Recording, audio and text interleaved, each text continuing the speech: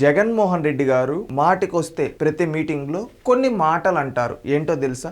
విలువలు, విశ్వసనీయత, క్రెడిబిలిటీ, మాట తప్పను, మడమ తిప్పను అని చెప్పి చాలా బాగా ఎంత అమాయకంగా చెప్తారంటే ఇంత మంచోడు ఉండడేమోరా అన్నట్టుగా తీయగా మాటలు చెప్తాడు. కానీ చేతల్లోకొచ్చేతాలకి జగన్మోహన్ రెడ్డి గారి మనస్తత్వం ఎలా ఉంటుందో తెలుసా?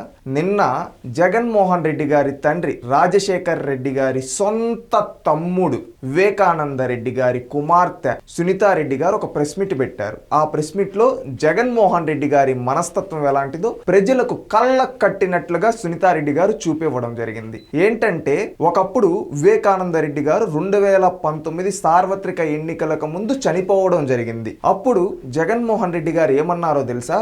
వివేకానంద రెడ్డి గారిని చంపింది చంద్రబాబు నాయుడు గారు అని చెప్పి విమర్శలు చేశారు. విమర్శలు మాత్రమే కాదు, తన మానస పుత్రిక సాక్షిలో లైన్లు నారాసుర రక్త చరిత్ర అని హెడ్ లైన్లు కూడా రాశాడు. ఆ రోజు నా పైన కోడి కత్తి దాడి చేశారు, మా చిన్నాన్నని చంపేశారు, ఈ విధంగా మా కుటుంబం పైన చంద్రబాబు నాయుడు గారు కక్ష కట్టేస్తున్నారని అబద్ధాలు విష ప్రచారం చేసి జనాల్ని నమ్మించాడు. ఎన్నికలైపోయాయి. జగన్మోహన్ రెడ్డి గారు విష ప్రచారం చేసి సక్సెస్ అయ్యాడు, గెలిచాడు. గెలిచిన తర్వాత వివేకానంద రెడ్డి గారి కుమార్తె సునీతారెడ్డి గారు వెళ్ళి, అన్నా నువ్వు ఆ రోజు ఈ విధంగా అన్నావు కదన్నా సిబిఐ ఎంక్వైరీ అని, ఈ విధంగా అంటే సిబిఐ ఎంక్వైరీ వద్దమ్మా అని వీళ్ళే విత్డ్రా చేసుకున్నారు. ఎవరు? మన జగన్మోహన్ రెడ్డి గారు. తీరా మళ్ళీ ఆ ఆడబిడ్డ ఒంటరి పోరాటం చేసింది. ఎందుకోసం?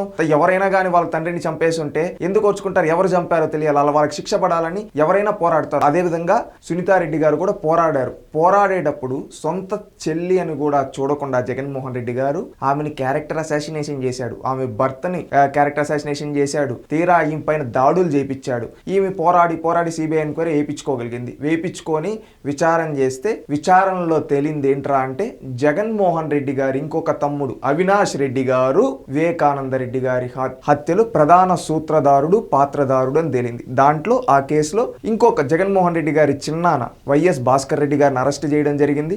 అదేవిధంగా వైఎస్ అవినాష్ రెడ్డి గారిని అరెస్ట్ చేయడానికి వస్తే జగన్మోహన్ రెడ్డి గారు లోకల్ పోలీసులను పెట్టి వాళ్ళపైన సిబిఐ వాళ్ళపైన కేసులు పెట్టించాడు. వాళ్ళ విచారణ చేస్తూ ఉంటే వాళ్ళ కడప నుంచి వెళ్ళగొట్టారు. కర్నూలులో అవినాష్ రెడ్డిని అరెస్ట్ చేయడానికి వస్తే ఆ రోజు రౌడీ ముఖాలతో రౌడీజం గుండాయిజం చెప్పించి శాంతి భద్రతలు దెబ్బతింటాయి మీరు వస్తే అని చెప్పి లోపల అవినాష్ రెడ్డిని దాచిపెట్టి రాజకీయం చేశాడు. అది నిన్న సునీతారెడ్డి గారు బయట పెట్టి ఈ విధంగా చెప్పడం జరిగింది. ఏమనంటే ఈ రోజు జగన్మోహన్ రెడ్డి గారు విలువలు, విశ్వసనీయత దీంట్లో ఏమయ్యాయి? మీరు ప్రతి మీటింగ్ లో చెప్తారు కదా విలువలు, విశ్వసనీయత అని. మీ సొంత బాబాయ్ కేసులో నిందితులను ఎందుకు పట్టుకోలేదు?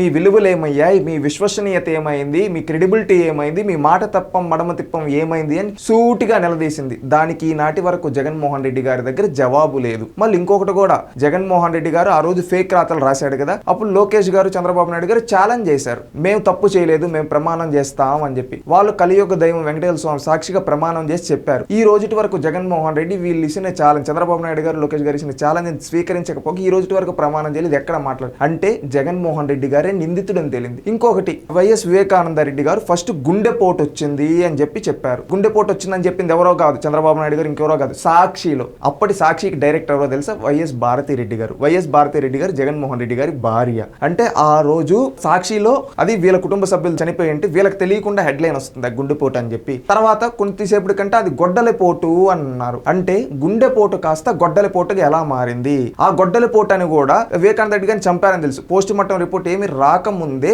అది గొడ్డలిపోటు అని జగన్మోహన్ రెడ్డి గారు ప్రెస్ మీట్ లో చెప్పారు. ఈ రెండు ఒక్కసారి మనం చూస్తే ఈ జగన్మోహన్ రెడ్డి గారు ఎలాంటి వ్యక్తో, ఎలాంటి క్యారెక్టర్ లేని వ్యక్తో, రాజకీయాలకి అనర్హుడని తేలిపోతుంది. ఎందుకంటే తన సొంత చిన్నాన చనిపోయి ఉంటే తప్పుడు రాతలు తన సొంత పత్రికలో గుండెపోటు అని రాయి, మళ్ళీ ప్రతిపక్షాలపైందో సదే హెడ్ లైన్ చేసి రాయిపించాడు. మళ్ళీ ఇంకొక రోజు ఏమని చెప్పాడు? తాను నోటితోనే అది హత్యని, అది ప్రపంచానికి తెలియక ముందు జగన్మోహన్ రెడ్డి గారికి ఎట్ట తెలిసింది అంటే ఈ వివేకానంద రెడ్డి గారి హత్యలో ప్రధాన పాత్రధారుడు, సూత్రధారుడు జగన్మోహన్ రెడ్డి గారే అని చెప్పి నిన్న సాక్షాత్తు జగన్మోహన్ రెడ్డి గారి చెల్లెలు చెప్పింది. అంటే సొంత కుటుంబ సభ్యుల్ని చంపుకునే వ్యక్తి ప్రజలకు న్యాయం చేస్తాడా?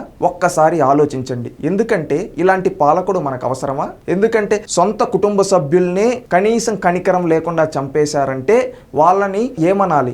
ఎందుకంటే వివేకానంద రెడ్డి గారు జగన్మోహన్ రెడ్డి గారికి చేసిన సహాయం ఇంత అంతటి కాదు. ఎందుకంటే 2004 నుంచి 2009 వరకు కడప ఎంపీగా ఉన్నది ఎవరంటే వివేకానంద రెడ్డి గారు. తన అన్న కొడుకు పోటీ చేయాలని చెప్పి తాను ఎంపీగా తప్పుకున్నాడు. ఎవరు? వివేకానంద రెడ్డి గారు. అంటే తనకు రాజకీయ భిక్ష పెట్టింది వివేకానంద రెడ్డి గారు. అలాంటి వివేకానంద రెడ్డి గారు తన రాజకీయ ఎదుగుదల కోరుకున్న వివేకానంద రెడ్డి గారిని ఇతను చంపేశాడంటే ఇంకా సాధారణ ప్రజలను ఏ విధంగా చూస్తాడు? ఒక్కసారి ఆలోచించండి. మళ్ళీ విలువలు విశ్వసనీయత అంటాడు. నిజంగా విలువలు విశ్వసనీయత ఉంటే ఇంత దిగజారిపోయి ప్రత్యర్థులపైన విమర్శలు చేయడం, తన కుటుంబ సభ్యులపైన, తన సొంత సోదరి పైన విమర్శలు చేయిస్తాడా? ఇలాంటి పాలకుడు ప్రజలకు మంచి చేయగలుగుతాడా?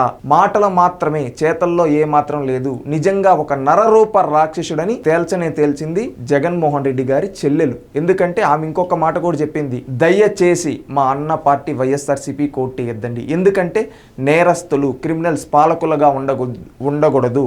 అలాంటి వాళ్ళు పాలకులుగా ఉంటే రాష్ట్రం సర్వనాశనం అయిపోతుంది. దయచేసి ప్రజలందరూ మేల్కోండి అని చెప్పి ఆ ఆడబిడ్డ చెప్పింది. ఇది రాష్ట్ర ప్రజలందరూ గ్రహించి మీ నిర్ణయం తీసుకుంటారని భావిస్తూ ఉన్నాను.